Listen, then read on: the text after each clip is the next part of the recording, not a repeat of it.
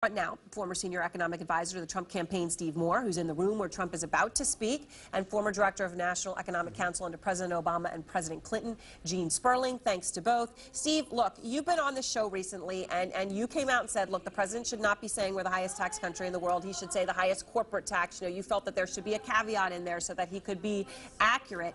Why does he keep saying something that overall is not the case and keep doubling down on it? Well, look, I mean, the fact is the fact that we do have the highest corporate tax rate. And by the way, Erin, you were talking about the fact that we don't get a lot of revenue from that tax, and which is all the worse because we have a high tax rate and it's a tax that doesn't collect much revenue, which to me is the definition of a bad tax. But I think Trump will continue with this line that our business taxes are way out of line with other countries in the world. Erin, we're at 40%. The rest of the world's at 20%. That just doesn't work anymore. What do you say to that, Gene? Does that make sense to you? I mean, because I guess the argument Steve is making is that we have a higher corporate tax rate, but they're paying a lower rate, so we should cut their rate even more. So all I can do is set the facts straight. So as you said, Erin, when you look at the OECD, the top 35 industrialized countries, you look at their analysis, not ours, they find the United States to be actually the 5th lowest. When you look at our corporate tax rate, the effective rate, how much they pay, we end up being right in the middle of the G7. And the reason why President Trump is saying this thing that's not true is that they're trying to come up with a justification for why they are possibly cutting the net amount of taxes that major corporations, the largest multinational corporations, pay by $2 trillion. Remember, Erin, in the Obama White House, we were willing to have tax reform that brought down the rate, but we were going to do it by closing loopholes in expenditures.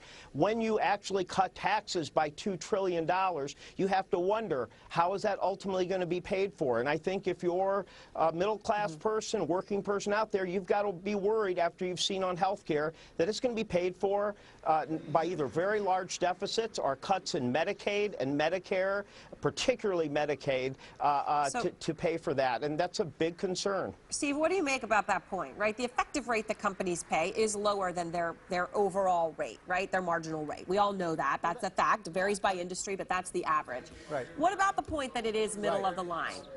Right? I mean, it's middle of the road, right? They're not, it's impossible to argue that they're the highest taxed.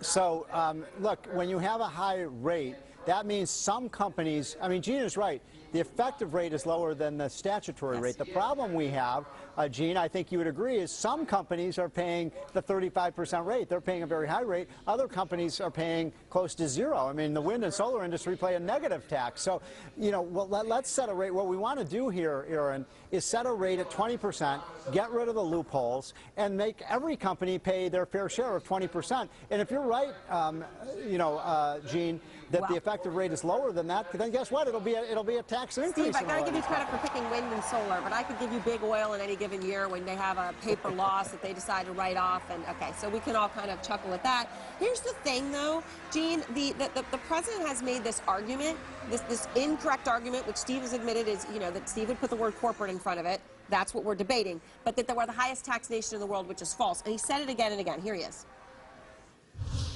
Remember this, we're the highest taxed nation in the world. The taxes are crazy. The highest taxed nation in the world. The people of this country want tax cuts. They want lower taxes. We're the highest taxed nation in the world. Gene, is it possible that's just smart? Because it doesn't matter if it's not true. If he keeps saying it, it sinks in, people believe it, and you know what? They want a tax cut. Well, that's up to all of us, Erin, you and I, to set the record straight. But I do want to say it is distracting from the real point, which is what we know for sure, Erin, is that they are going to actually cut taxes for major corporations by $2 trillion.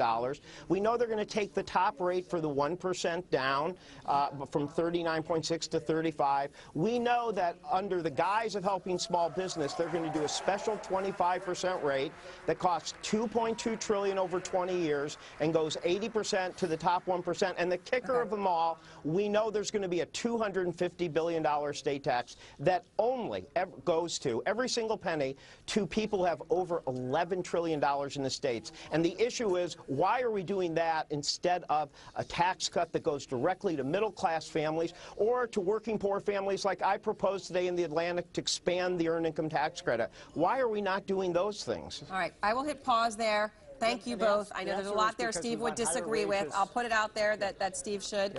But of course, President Trump is about to speak, so we want to allow that to happen. And next,